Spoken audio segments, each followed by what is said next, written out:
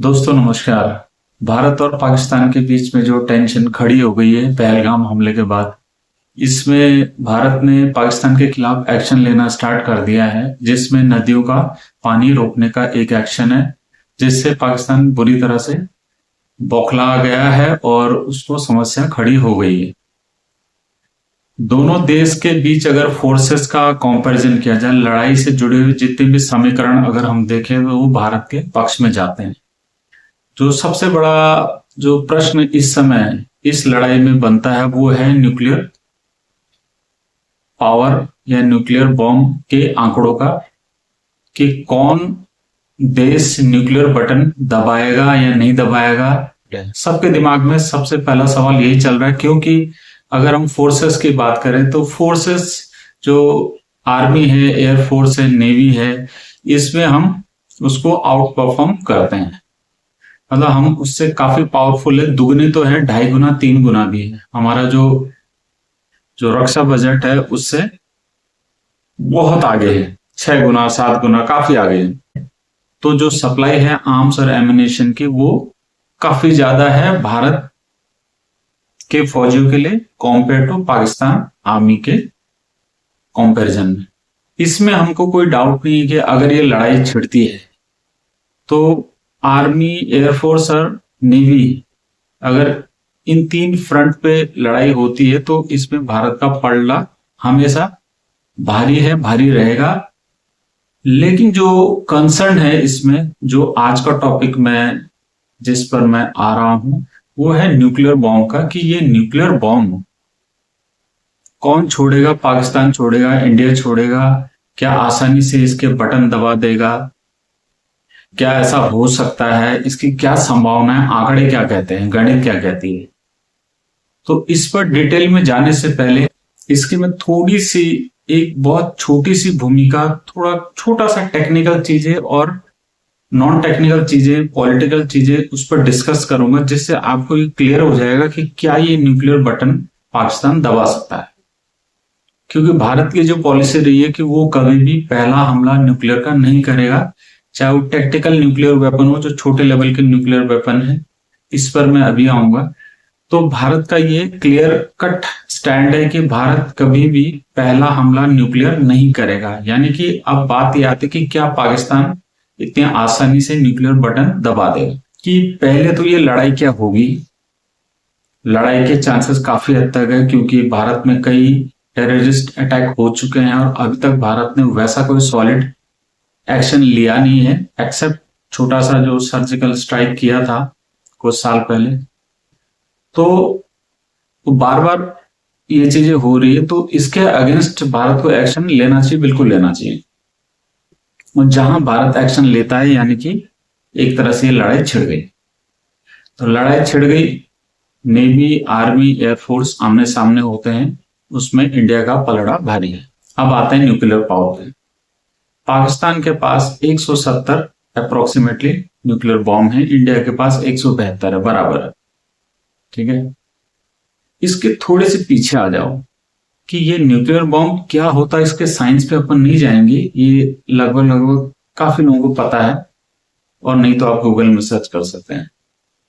Nuclear bomb किस तरह से फटता है, इसका इफेक्ट कैसे होता है, इसको अगर आप जान जाएंगे, वो नहीं बताऊंगा मैं जो साइंस में पढ़ा है, मैं उसके थोड़ा हट के बताऊंगा।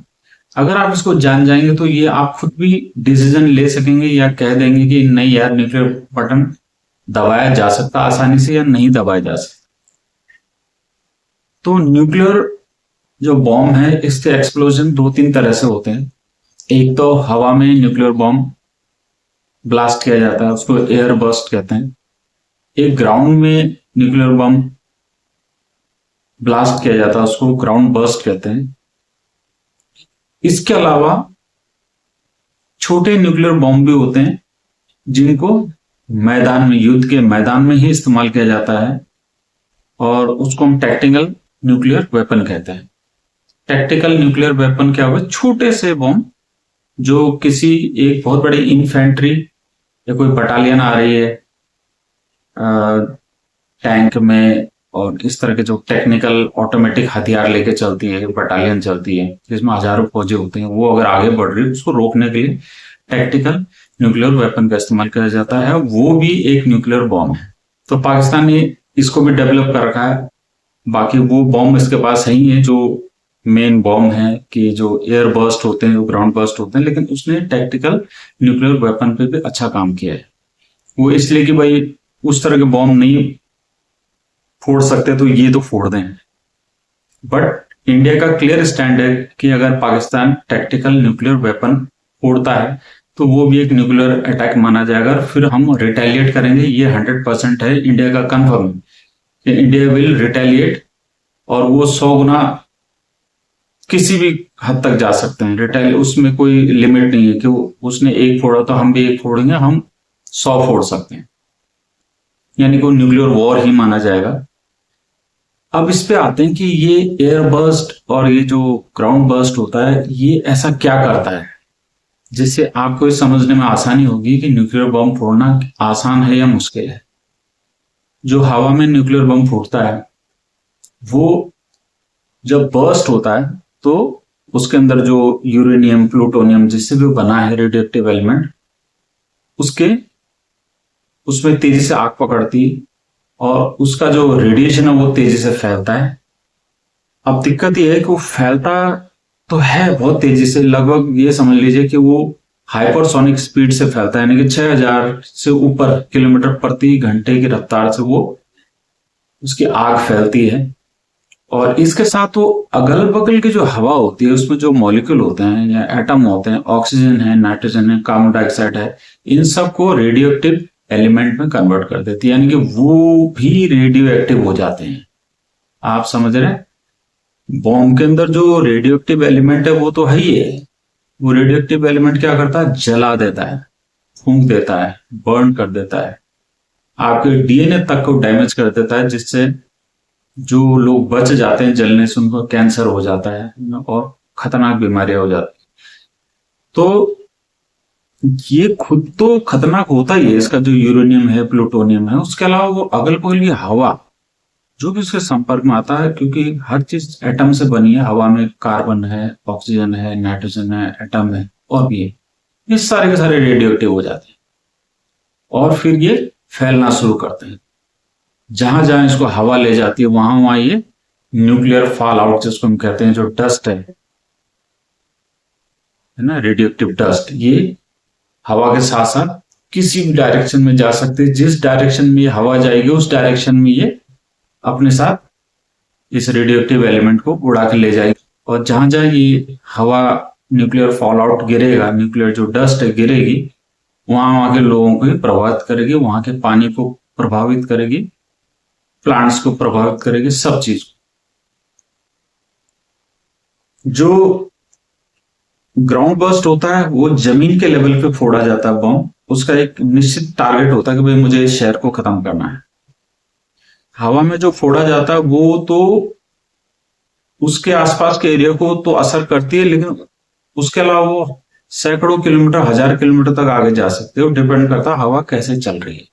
जो ग्राउंड बर्स्ट होता है उसका उद्देश्य है कि लोकलाइज्ड नुकसान हो, लेकिन उसका नुकसान बहुत खतरनाक होता है, क्योंकि जब वो जमीन के आसपास फटता है तो अगल बगल की बिल्डिंगों को वो बुरी तरह से जला देता है। यानी कि जो कंक्रीट की बिल्डिंग होंगी, सीमेंट की, लोहे की, ये पाउडर बन जाएंगे। क्योंकि जब ये बॉम्ब फटता है तो इसका टेम्परेचर लाखों डिग्री सेल्सियस होता है, और हमको पता है कि कुछ 100 डिग्री, 1000 डिग्री सेल्सियस में तो लोहा पिघल जाता है। अब लाखों डिग्री सेल्सियस में क्या बचा? कुछ भी नहीं बचा। लोहा, मिट्टी, पत्थर, सीमेंट, सब राख। जैसे ये ग्राउंड बर्स्ट का बम फटता है, ये कंक्रीट को पाउडर में बदलता है और फिर इस पाउडर को खींच करके अपने साथ एक वैक्यूम क्रिएट होता है, ऊपर ले जाता है, इससे एक मशरूम क्लाउड बनता है। और ये मशरूम क्लाउड भी बहुत खतरनाक होता है, क्योंकि इसमें जो रेडियो एक्टिव एलिमेंट, जो यूरेनियम वगैरह हैं, वो तो रेडियो एक्टिव है ही है, वो नुकसानदायक है ही। ये जो कंक्रीट था, मिट्टी थी, पत्थर थी, ये सारे के सारे रेडियो एक्टिव हो जाते हैं, यानी कि इनसे भी विकिरण या रेडिएशन निकलना स्टार्ट हो जाते हैं, क्योंकि खुद रेडियो एक्टिव बन जाते हैं। जैसे जॉम्बी वाली फिल्म में देखिए, एक जॉम्बी है, 10 को काटता हो 10 जॉम्बी बन जाते हो, 10 100 को काटता सारे जॉम्बी बन जाते हैं, यानी कि ये पूरा का पूरा अगल बगल के शहर को, पेड़ पौधे पत्थर सबको जॉम्बी बना देता है। और जॉम्बी बना के क्या करता है, खुद उस अंदर खींच लेता है अपने अंदर। एक वैक्यूम क्रिएट होता है इसके फटने से, और वो जो जो भी चीज इसने जलाई थी इसको साफ करके ऊपर ले लेता है, एक मशरूम क्लाउड बना लेता है, जो आपने काफी फिल्मों में भी देखा होगा, हिरोशिमा नागासाकी की कुछ वीडियो में देखा होगा, एक क्लाउड सा बन रहा मशरूम जैसे, छतरी जैसे। तो ये छतरी बेसिकली इस पूरे जो मिट्टी पत्थर वगैरह का ये जो डस्ट है, ये जो डस्ट है वापस इसमें खिंच जाता है, और फिर ये फैलना स्टार्ट करता है, और ये फैल करके काफी दूर तक जाता है। आप समझ रहे हैं, ये बॉम्ब नॉर्मल वैसा बॉम्ब नहीं है कि फोड़ा और 1000 लोग 1,00,000 लोग मर गए, कहानी खत्म हो गई। कहानी खत्म नहीं, कहानी उसके बाद स्टार्ट होती है जब ये क्लाउड फैलना शुरू करता है। तो एयर बर्स्ट हो, ग्राउंड बर्स्ट हो, ये बहुत ही खतरनाक है। टैक्टिकल न्यूक्लियर वेपन जो होते हैं, ये इसकी छोटी रेंज होती है, जैसे इसको 60-70 किलोमीटर की रेंज तक, 100 किलोमीटर की रेंज तक इसको आप फायर कर सकते हो किसी मिसाइल पे लगा के। और इसका उद्देश्य ये होता है कि ये 2-3-4 किलोमीटर के अंदर जो सैनिक होते हैं उनको खत्म करना होता है।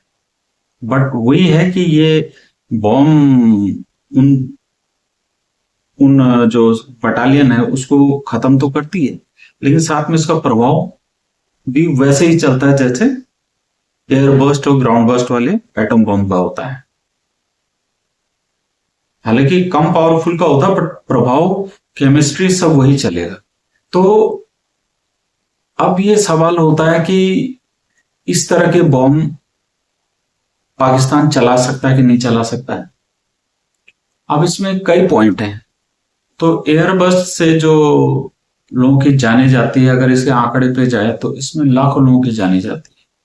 ये कम से कम लगभग 20 लाख लोगों की जाने एक एयरबस्ट एक बॉम्ब से जा सकती है। ये पूरा शहर तबाह हो जाए, इससे ज्यादा भी जा सकती है, अगर घनी आबादी है तो करोड़ भी हो सकता है।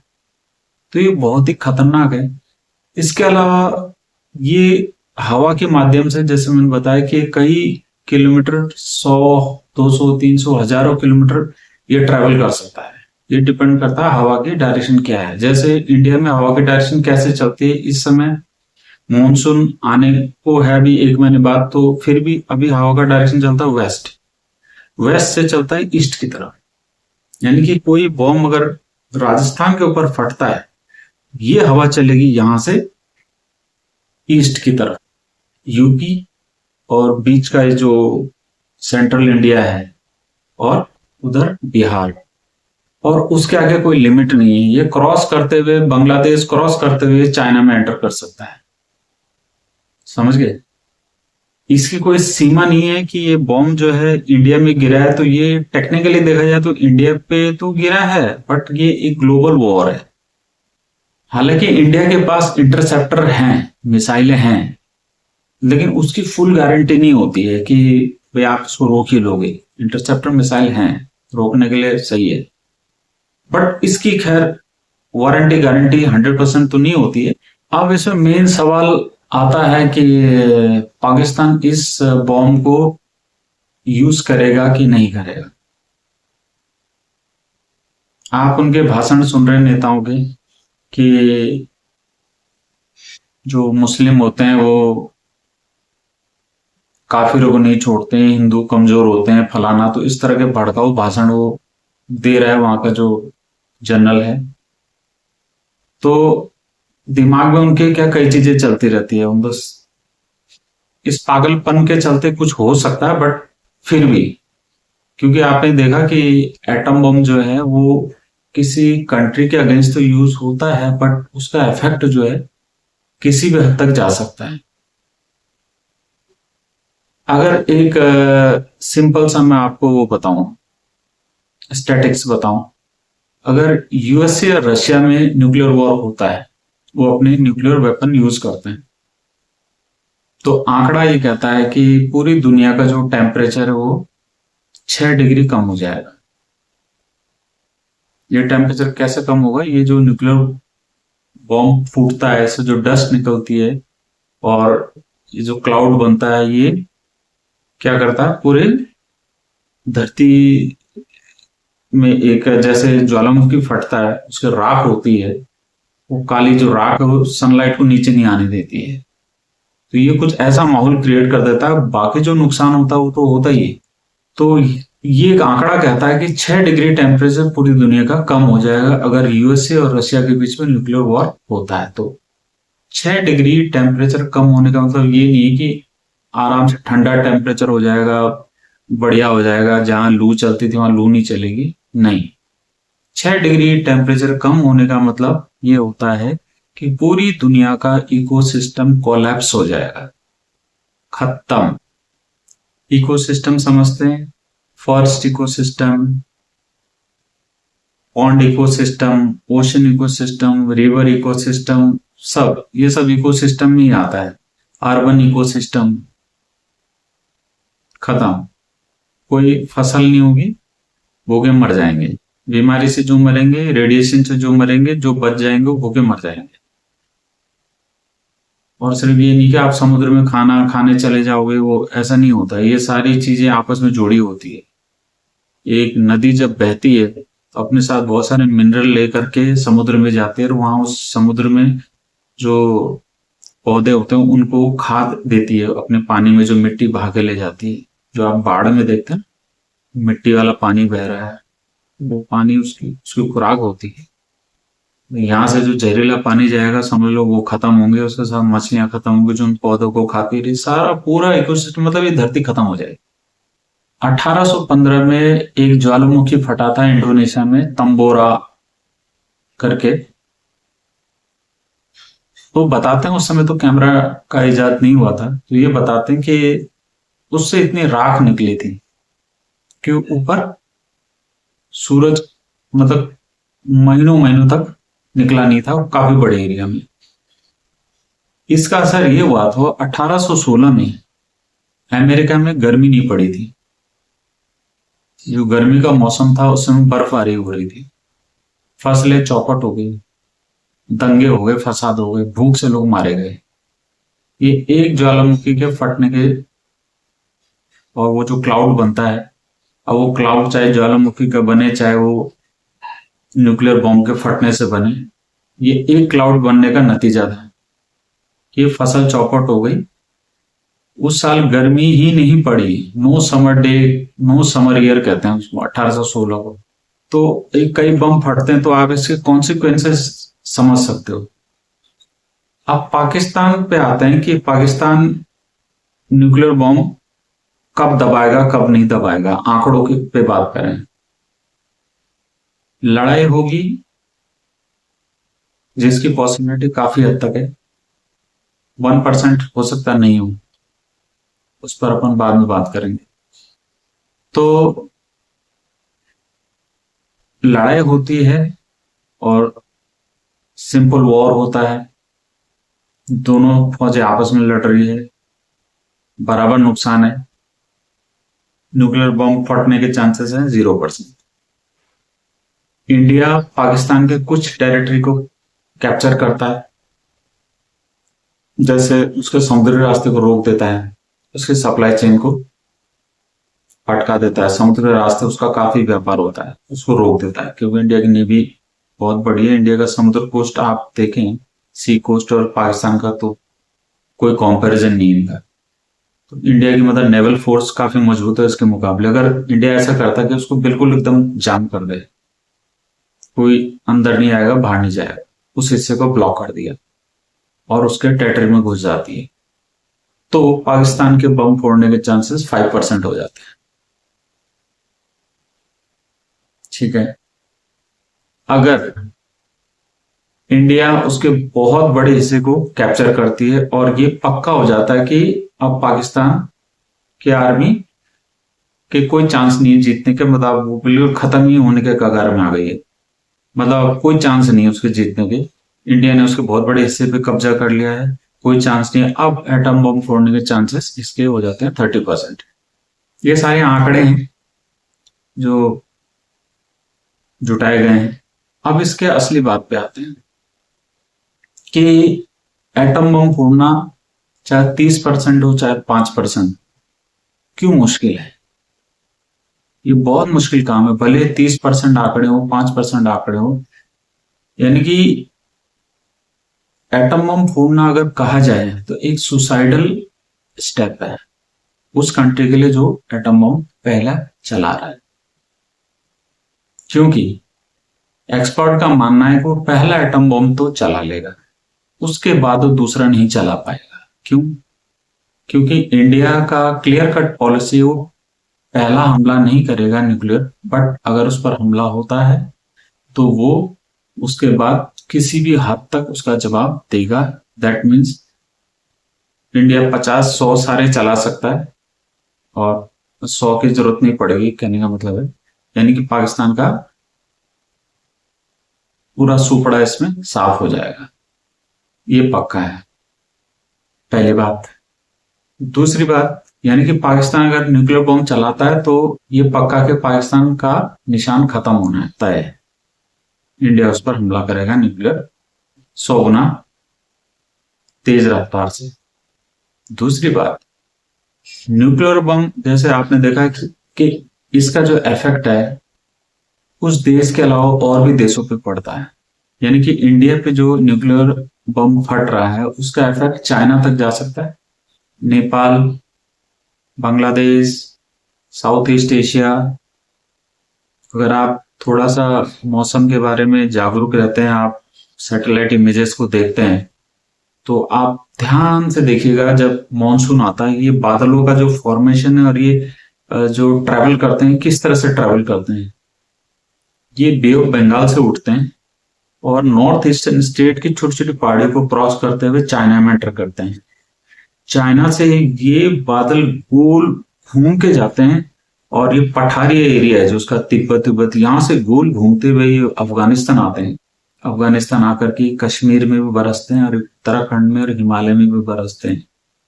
ये जो हिमालय में बारिश होती है ये आप कुछ लोग चौंकेंगे कि ये बे ऑफ बंगाल से उठे बादलों से होती है, जो कि लोग सोच नहीं सकते कि कहाँ उत्तराखंड और ये हिमाचल और कश्मीर और कहाँ बे ऑफ बंगाल। ये बादलों की आप अगर इस बार मॉनसून जब आएगा तो आप देखना ये कैसे कैसे इनका जो पैटर्न चलता है।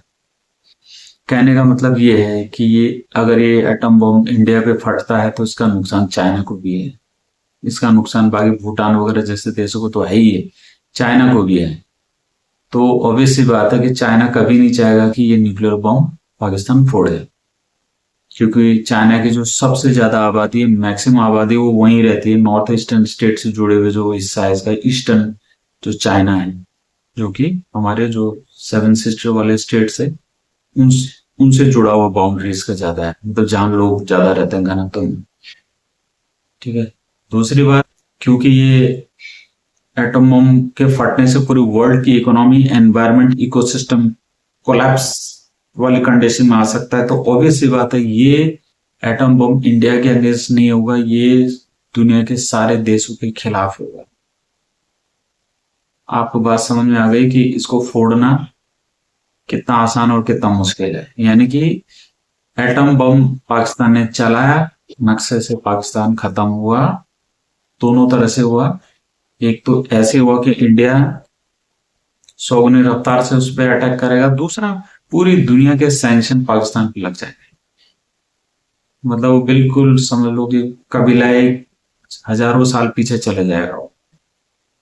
न वहां कोई आर्मी रहेगी, न वहां सरकार रहेगी। जैसे जापान का हाल हुआ था कि उसके सारे मिलिट्री ले ली गई थी, अब तो मतलब इससे 100 गुना बुरा हाल होगा। पाकिस्तान का कुछ नहीं बचेगा उसके पास, ना आर्मी बचेगी ना सरकार बचेगी, देश खत्म हो जाएगा।